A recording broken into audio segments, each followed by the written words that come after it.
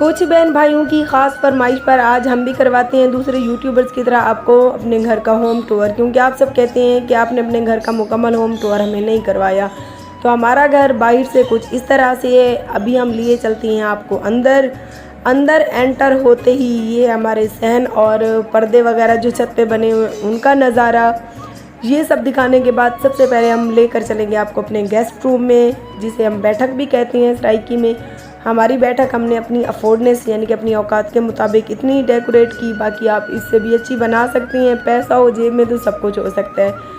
हमारी अल्हम्दुलिल्लाह जो है औकात थी उसी के मुताबिक हमने अपने गेस्ट रूम को सजाया। गेस्ट रूम में साथ हमने अटैच बाथ भी बनवाया कि कोई भी मेहमान आके बैठ जाए तो उसे गर्मी सर्दी में मुँह हाथ धोने की ज़रूरत पड़े तो साथ में अटैच बाथरूम होना चाहिए।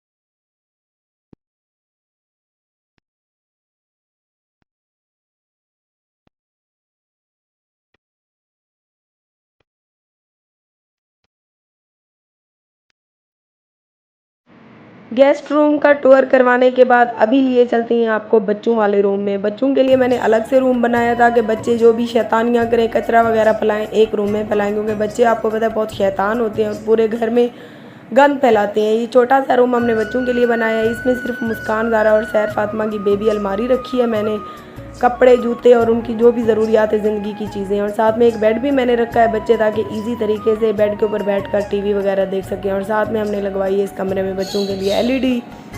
और ये हो गया जी बच्चों वाले रूम का टूर। अभी लिए चलते हैं आपको बरामदे में। बरामदे में ही हमने मुस्तकबिल में किचन बनाना है खूबसूरत सा, अगर आप सब ने सपोर्ट की तो ये सीढ़ी के नीचे हमने किचन बनाना है। इसके बाद जी ये रूम तो आपको पता है हमने अपने शौहर के नाम से सजाया था, चाहे वो हमारी ज़िंदगी में रहे या ना रहे, ये रूम उसकी ज़िंदगी के मतलब उसके नाम से ये रूम रहेगा। तो ये हमारा सबसे पहले घर में कंप्लीट करवाने वाला रूम है।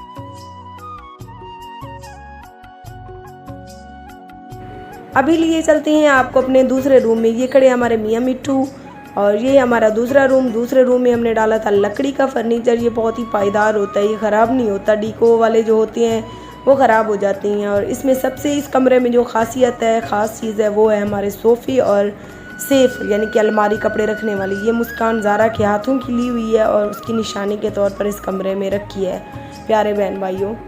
तो उसके बाद आ जाते हैं जी बरामदे में। ये कूलर लगा के बच्चे तो भाई सुकून से सुकून कर रहे हैं। गर्मियाँ भी बेइंतहा पड़ रही हैं, गर्मी में सांस लेनी मुश्किल हो गई है।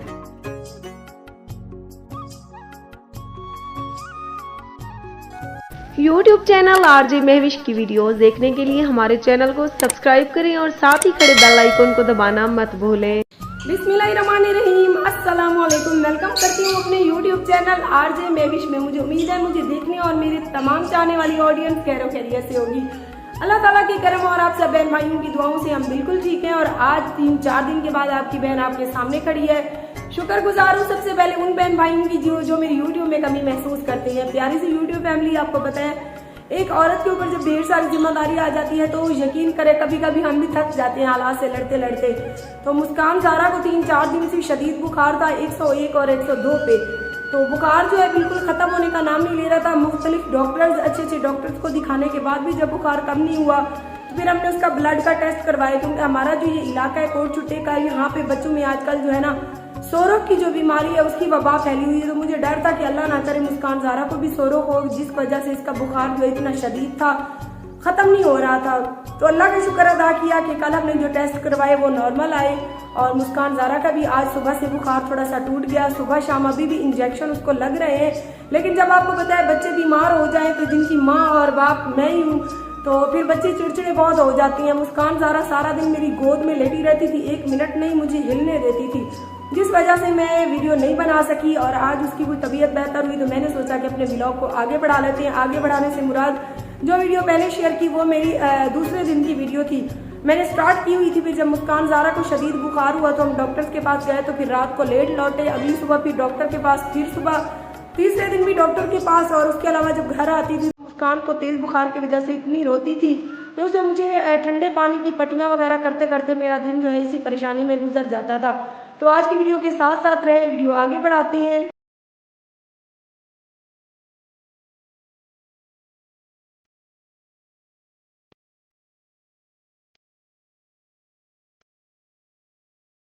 मैं घर के काम काज कर रही थी और अभी ये आए हुए हैं, ये हमारे बहुत ही प्यारे और पुराने भाई हैं। और ये जो बच्ची बैठी है ये है मिशाल।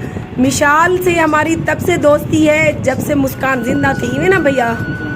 और मुस्कान और मैं गए थे और टिकटॉक पे मिशाल तब छोटी सी थी, ये बच्ची, ये मिशाल छोटी सी थी।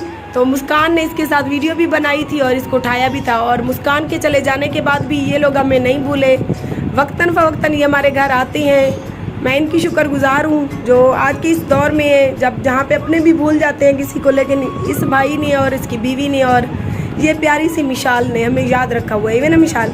बाय बाय काचा काचा। ये काफ़ी दूर से हमारे घर आती हैं, तकरीबन ये शेरू से भी आगे देहात में इनका घर है। और इन्होंने हमें दावत की थी, मुस्कान, मैं और काफ़ी सारी हमारी फैमिली इनके घर गए थे। एक दफ़ा आया से भैया, दो दफ़ा आया से। हाँ, उन्हें तो बात भैया सा को नहीं बोलिए एन आज भी। तो मैं भी परेशान ना, चलो मेरा भी दिल लग गए। मिशाल वाला के डाणों से अलवा तो सही तो सारी दावत कबूल करे। अदू मैं को ध्यान वाला कोई कहनी यो मसला है ना।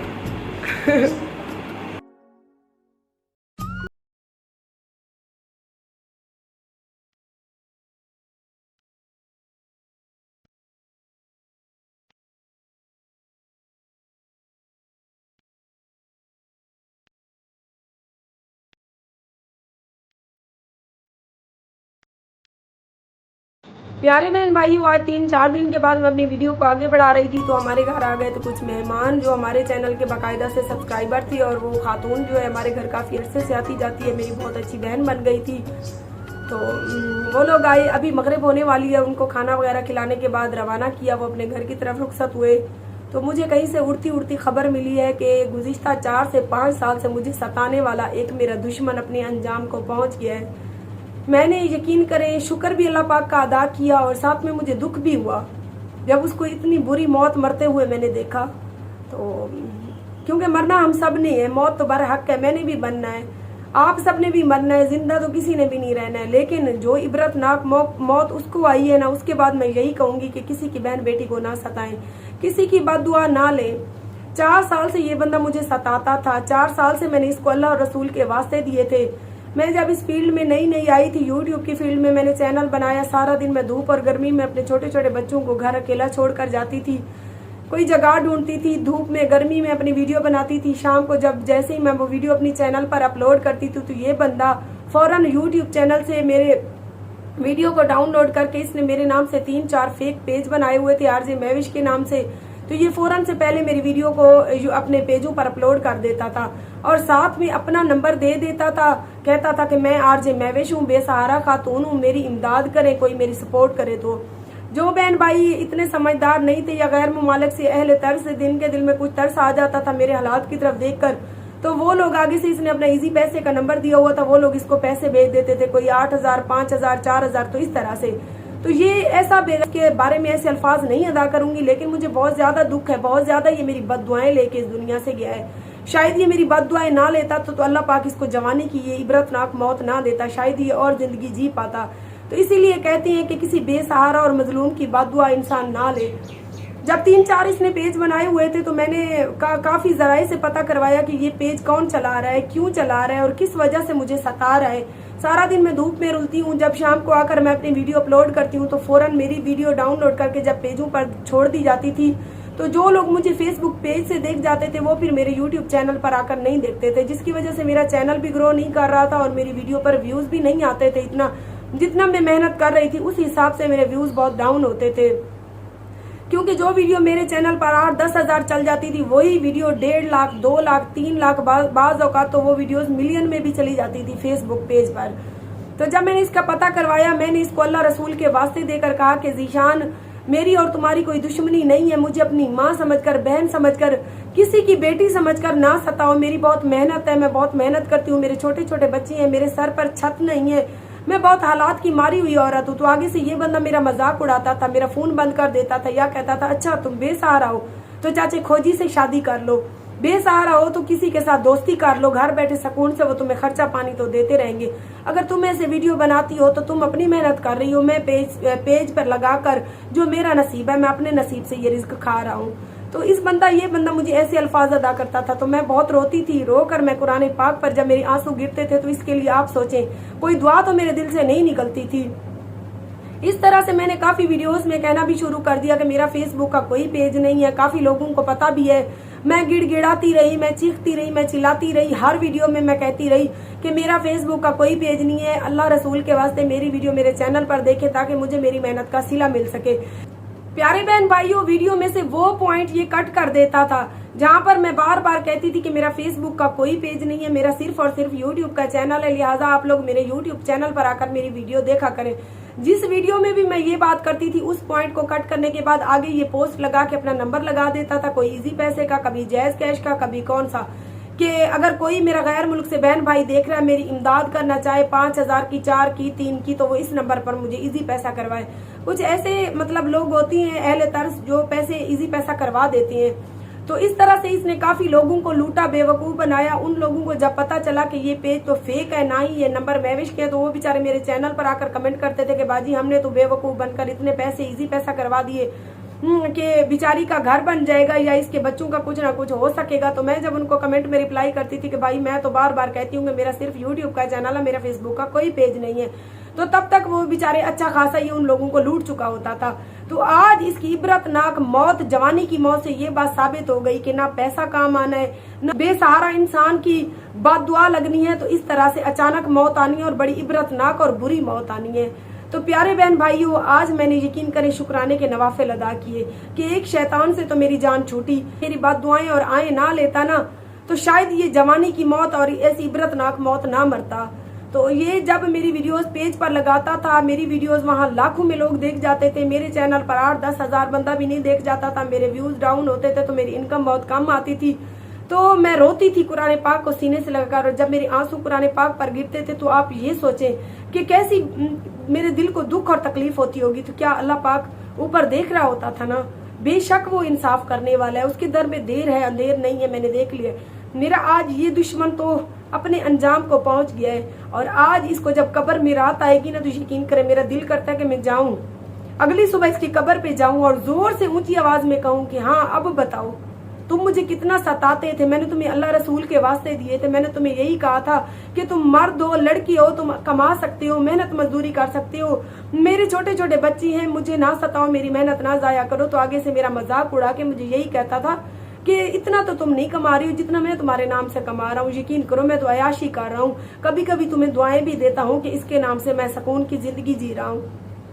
तो मेरा मजाक उड़ाता था और आगे से कहता था जाओ अगर तुम्हें है इतनी तकलीफ हो रही है तो तुम थाने में जाओ, मेरे खिलाफ दरख्वास्त भी दो। मैंने चोटी जरीन थाने में काफी साल पहले इसके ऊपर दरख्वास्त भी दी थी, लेकिन वहां से भी जब कुछ ना बना तो मैंने सब्र कर लिया कि मैं औरत हूँ, सब्र करने के सिवा मेरे पास कुछ भी नहीं था। लेकिन मुझे ये नहीं पता था कि मेरी इसको ऐसी लगेगी। देखें जब इंसान को मौत आती है ना पैसा काम आता है, ना कोई जो है ना कुछ भी काम नहीं आता।